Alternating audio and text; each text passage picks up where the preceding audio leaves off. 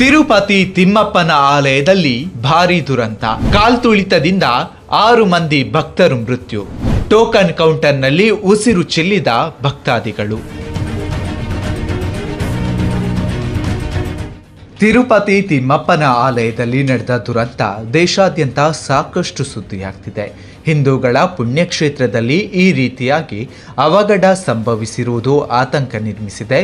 ಆಂಧ್ರಪ್ರದೇಶದ ತಿರುಮಲ ಬೆಟ್ಟದಲ್ಲಿರುವ ವೆಂಕಟೇಶ್ವರ ಸ್ವಾಮಿ ದೇವಸ್ಥಾನದಲ್ಲಿ ಕಾಲ್ತುಳಿತ ನಡೆಯುವುದಕ್ಕೆ ಕಾರಣ ಏನು ಎಂಬುದನ್ನು ಹೇಳ್ತೀವಿ ಕೇಳಿ.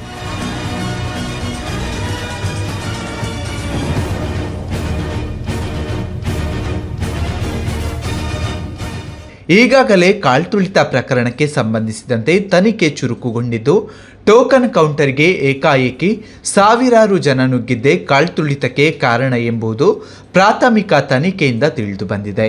ವೈಕುಂಠ ಏಕಾದಶಿಯ ಉತ್ಸವಕ್ಕಾಗಿ ಕೊಡುವ ಟೋಕನ್ಗಾಗಿ ಮುಗಿಬಿದ್ದ ಸಾವಿರಾರು ಜನರು ಭದ್ರತಾ ಸಿಬ್ಬಂದಿಯ ಮನವಿಯ ಹೊರತಾಗಿಯೂ ಸರತಿ ಸಾಲನ್ನ ಮೀರಿದ ಪರಿಣಾಮ ಕಾಲ್ತುಳಿತ ಸಂಭವಿಸಿದೆ ಎನ್ನಲಾಗಿದೆ. ಉತ್ಸವಕ್ಕಾಗಿ ಸ್ಥಾಪಿಸಲಾದ 90ಕ್ಕೂ ಹೆಚ್ಚು ಟಿಕೆಟ್ ಕೌಂಟರ್ಗಳಲ್ಲಿ ಭಾರೀ ಜನಸಂದಣಿ ಕಂಡುಬಂದಿದ್ದಾಗಿ ವರದಿಯಾಗಿದೆ.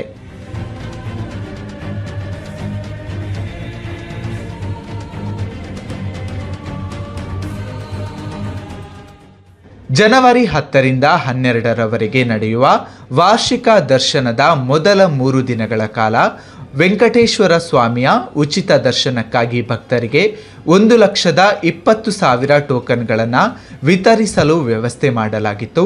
ದರ್ಶನದ ಟೋಕನ್ಗಳನ್ನು ಗುರುವಾರ ಮುಂಜಾನೆ 5 ಗಂಟೆಯಿಂದ ಹಸ್ತಾಂತರಿಸಬೇಕಾಗಿತ್ತು. ಸದ್ಯ ಈ ಕಾರ್ಯ ನಡೆಯುತ್ತಿದೆ. ಆದರೆ ದೇವಾಲಯದ ಕಾರ್ಯಾಚರಣೆಗಳನ್ನು ನೋಡಿಕೊಳ್ಳುವ ತಿರುಮಲ ತಿರುಪತಿ ದೇವಸ್ಥಾನ ಟ್ರಸ್ಟ್ ಅಂದರೆ TTD ಸ್ಥಾಪಿಸಿದ ಕೌಂಟರ್ಗಳಲ್ಲಿ ಹಿಂದಿನ ರಾತ್ರಿಯೇ ಸಾವಿರಾರು ಜನರು ಜಮಾಯಿಸಿದ್ರು. ಭಾರೀ ಸಂಖ್ಯೆಯಲ್ಲಿ ಭಕ್ತರು ಟೋಕನ್ ಪಡೆಯಲು ಯತ್ನಿಸಿದ್ದರಿಂದ ನೂಕುನುಗ್ಗಲು ಉಂಟಾಯಿತು. ಇದೇ ವೇಳೆ ಭಕ್ತರೊಬ್ಬರು ಅಸ್ವಸ್ಥರಾಗಿದ್ದಾರೆ. ಅವರನ್ನ ಆಸ್ಪತ್ರೆಗೆ ಕರೆದೊಯ್ಯುವ ಮುಖ್ಯ ಗೇಟ್ ತೆರೆಯಲಾಯಿತು. ಈ ಸಂದರ್ಭ ಭಕ್ತರು ಹೆಚ್ಚಿನ ಸಂಖ್ಯೆಯಲ್ಲಿ ಆ ಗೇಟ್ ಮೂಲಕ ನುಗ್ಗಿದ್ದಾರೆ. ಹೀಗಾಗಿ ಈ ಘಟನೆ ಸಂಭವಿಸಿದೆ ಎಂದು ಕೂಡ ಹೇಳಲಾಗ್ತಿದೆ.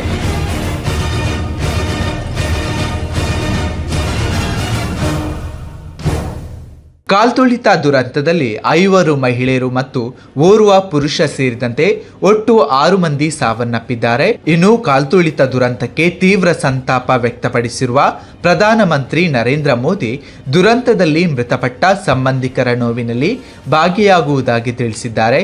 ಕಾಲ್ತುಳಿತದಲ್ಲಿ 48 ಜನರಿಗೆ ಗಾಯಗಳಾಗಿದ್ದು ವಿವಿಧ ಆಸ್ಪತ್ರೆಗಳಲ್ಲಿ ಚಿಕಿತ್ಸೆ ನೀಡಲಾಗುತ್ತಿದೆ. ಭಕ್ತರ ಸಂಖ್ಯೆ ಹೆಚ್ಚಾಗುತ್ತಿದ್ದು ಪೊಲೀಸರು ಪರಿಸ್ಥಿತಿ ನಿಯಂತ್ರಣಕ್ಕೆ ಹರಸಾಹಸ ಪಟ್ಟಿದ್ದಾರೆ.